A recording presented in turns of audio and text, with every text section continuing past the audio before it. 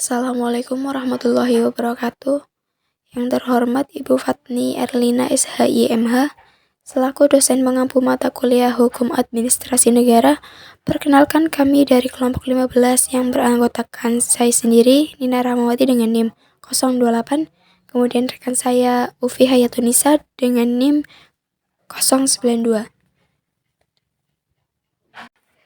Pada kesempatan kali ini, kami akan memaparkan mengenai AUPB.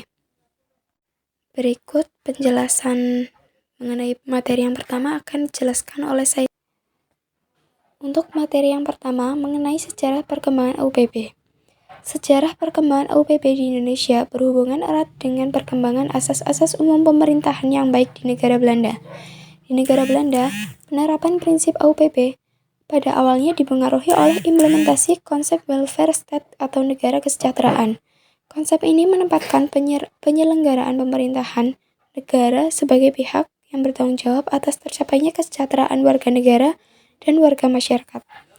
Di dalam mewujudkan konsep welfare state, pemerintah diberi wewenang yang luas untuk melakukan campur tangan dalam segala urusan kehidupan warga negara dan masyarakat. Sebetulnya, konsep mengenai asas-asas umum pemerintahan yang baik baru muncul pada awal abad ke-20 sebagai akibat dari munculnya konsep Rechtsstaat dan the rule of law. Pada awal abad tersebut, suasana pada banyak negara diwarnai oleh gagasan yang menyatakan bahwa negara tidak boleh melakukan campur tangan dalam urusan kehidupan warga negara. Negara hanya diperbolehkan melakukan campur tangan dalam urusan ketertiban, keamanan, dan hubungan luar negeri. Gagasan ini dikenal dengan tipe negara penjaga malam atau negara hukum formal. Negara hukum dalam arti sempit dan sering disebut dengan istilah Wechterstaat. Di negara Belanda, sebetulnya pengembangan konsep Algemeen Beginsel van Behoorlijk Bestuur atau ABBB sudah mulai berkembang di dalam literatur hukum Belanda sejak awal abad ke-19. Pada saat itu, juga mulai bermunculan pula beberapa jurisprudensi yang berkaitan dengan sarana pengawasan hakim terhadap sah atau tidaknya tindakan-tindakan pemerintah yang mengacu pada ABBB. Namun demikian, penyusunan kerangka kebijakan yang lebih jelas mengenai ABBB di negara Belanda baru mulai dilakukan oleh pemerintah Belanda pada tahun 1950-an. Pada tahun tersebut di Nederland, oleh sebuah komisi di parlemen Belanda yang dikenal dengan Panitia de Montse, telah dibuat suatu laporan mengenai asas-asas umum pemerintahan yang baik. Komisi ini dibentuk oleh pemerintah Belanda agar meneliti dan membuat laporan mengenai peningkatan perlindungan hukum bagi rakyat dari tindakan menyimpang alat administrasi negara. Kemudian, untuk pengertian AUPB, mengenai penyebutan AUPB di Indonesia, sebelum dikeluarkan Undang-Undang Nomor 30 Tahun 2014 tentang Administrasi Pemerintahan masih beraneka ragam. Para ahli ada yang menyebut dengan istilah asas-asas umum pemerintahan yang layak, asas-asas umum pemerintahan yang patut, asas-asas pemerintahan yang bersih dan wajar, asas-asas hukum umum bagi penyelenggaraan administrasi negara yang layak.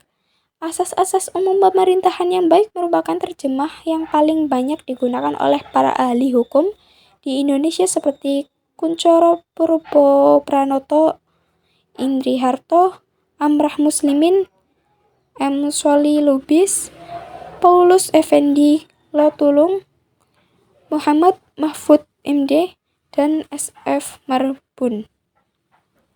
Namun setelah dikeluarkannya pasal 1 angka 17 Undang-Undang Nomor 30 Tahun 2014 tentang Administrasi Pemerintahan yang menyatakan bahwa asas-asas umum pemerintahan yang baik yang selanjutnya disingkat AUPB adalah prinsip yang digunakan sebagai acuan penggunaan wewenang bagi pejabat pemerintahan dalam mengeluarkan keputusan dan atau tindakan dalam penyelenggaraan pemerintah. Secara etimologis, Dalam bahasa Indonesia, kata asas yang dalam bahasa Inggris diterjemahkan sebagai participe plus diartikan sebagai dasar, landasan.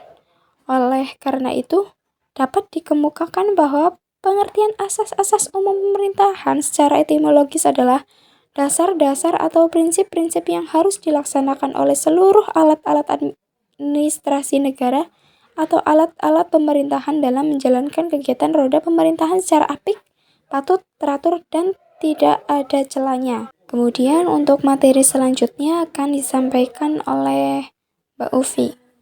Waktu dan tempat saya persilahkan. Perkenalkan, saya Ufi Hayatunisa dengan NIM 214110301092. Di sini saya akan menjelaskan tentang kedudukan asas-asas umum pemerintahan yang baik dalam sistem hukum dan fungsi serta arti penting asas-asas umum pemerintahan yang baik. Yang pertama, kedudukan AAUPB. Berdasarkan pendapat Van Wyk atau Willem Konijsenbelt dan Ten Berge tersebut, tampak bahwa kedudukan AAUPB dalam sistem hukum sebagai hukum tidak tertulis. Menurut Philippus M. John, AAUPB harus dipandang sebagai norma-norma hukum tidak tertulis yang senantiasa harus ditaati oleh pemerintah. Meskipun arti yang tepat dari AAUPB bagi tiap keadaan tersendiri tidak selalu dapat dijabarkan dengan teliti. Dapat dikatakan bahwa AAUPB adalah asas-asas hukum tidak tertulis dari mana untuk keadaan-keadaan tertentu dapat ditarik aturan-aturan hukum yang diterapkan. Sebenarnya, menyamakan AAUPB dengan norma hukum tidak tertulis dapat menimbulkan salah faham. Sebab dalam konteks ilmu hukum telah dikenal bahwa antara asas dengan norma itu terdapat perbedaan. Asas atau prinsip merupakan dasar pemikiran yang umum dan abstrak, ide atau konsep, dan tidak mempunyai sanksi. Sedangkan norma adalah aturan yang konkret, penjabaran dari ide, dan mempunyai sanksi. Selanjutnya ada fungsi dan arti penting AAUPB. Fungsi AAUPB dalam penyelenggaraan pemerintah adalah sebagai pedoman atau penuntun bagi pemerintah atau pejabat administrasi negara dalam rangka pemerintahan yang baik. Dalam perkembangannya, AAUPB memiliki arti penting dan fungsi sebagai berikut. Yang pertama, bagi administrasi negara, bermanfaat sebagai pedoman dalam melakukan penafsiran dan penerapan terhadap ketentuan-ketentuan perundang-undangan yang bersifat sumir, samar, atau tidak jelas.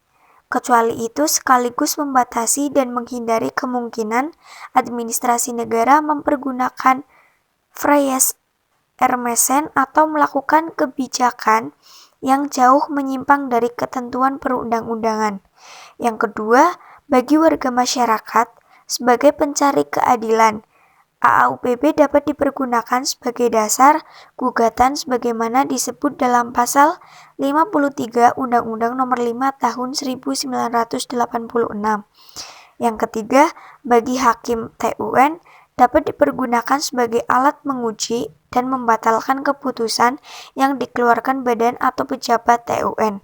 Dan yang keempat, AAUPB juga berguna bagi badan legislatif dalam merancang suatu undang-undang. Menurut Indro Harto, AAUPB merupakan bagian dari asas-asas hukum yang umum yang secara khusus berlaku dan penting artinya bagi perbuatan-perbuatan hukum pemerintahan.